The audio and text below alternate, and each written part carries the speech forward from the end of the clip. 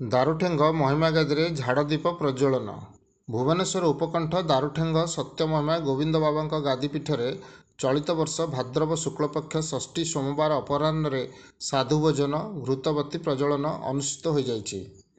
ଏଥିସହିତ ସାୟଂ ଶରଣ ଦର୍ଶନ ବିଶ୍ୱବ୍ରହ୍ମାଣ୍ଡର ମଙ୍ଗଳ ପାଇଁ ସମବେତ ପ୍ରାର୍ଥନା ଓ ଧର୍ମ ଆଲୋଚନା କରାଯାଇଥିଲା। ସାଧୁସନ୍ତମାନେ ଅହୋରାତ୍ର ଭଜନ ଗାୟନରେ ମଜି ଯାଇଥିଲେ।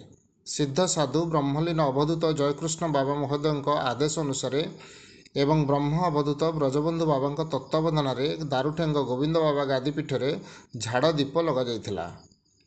ଦାରୁଠେଙ୍ଗ ଅଳସୁଆ ଅନ୍ଧାରୁଆ ଚନ୍ଦକା ବଡ଼ମ୍ବା ଆଦି ଅଞ୍ଚଳରୁ ଭକ୍ତମାନେ ସାମିଲ ହୋଇ ଅହୋରାତ୍ର ଭଜନ ଗାୟନ କରିଥିଲେ। ବ୍ରହ୍ମ ଅବଧୂତ ନକୁଳ ବାବା କୈଳାସ ବାବା ସୂର୍ଯ୍ୟମୁଖୀ ବାବା ବିକ୍ରମ ବାବା ଲମ୍ବୋଦର ବାବା ପ୍ରମୋଦ ବାବା ସାଧୁ ସୁଧାକର ଦାସ ସାଧୁ କ୍ଷମା ଦାସ ସାଧୁ ଚୈତନ୍ୟ ଦାସ ସାଧୁ ହରମୋନ ଦାସ ସାଧୁ ହୃଷିକେଶ ଦାସ ସାଧୁ ତିରୁପତି ଦାସ ସାଧୁ ଅନାଦି ଦାସ ସାଧୁ ବଳଭଦ୍ର ଦାସ ସାଧୁ ଚନ୍ଦନ ଦାସ ସାଧୁ କିଶୋର ଦାସ ସାଧୁ ସତ୍ୟବରାଗୀ ଦାସ ପ୍ରମୁଖ ଉପସ୍ଥିତ ରହି ଶୂନ୍ୟ ପ୍ରଭୁଙ୍କ ନିମିତ୍ତ ଅଖଣ୍ଡ ଝାଡ଼ ପ୍ରଦୀପ ପ୍ରଜ୍ୱଳନ କରିଥିଲେ। ବିଶ୍ୱ କଲ୍ୟାଣ ପାଇଁ ମଙ୍ଗଳ ପ୍ରାର୍ଥନା କରିଥିଲେ। ଅଶେଷ ମହିମା ତିନି ଭୁବନେ ଖ୍ୟାତ ନରଦେହ ବହି କେହୁ କରିବ ଅନ୍ତ। କାଲି ବ୍ରାହ୍ମ ମୁହୂର୍ତ୍ତ ଯଥା ସକାଳ 8 ଘଟିକା ସମୟରେ ସମବେତ ନୂଆଖିଆ ପର୍ବ ପାଳିତ ହେବ ବୋଲି ଗାଦି ପକ୍ଷରୁ ସୂଚନା ଦିଆଯାଇଛି। Bureau report Nagaraj news.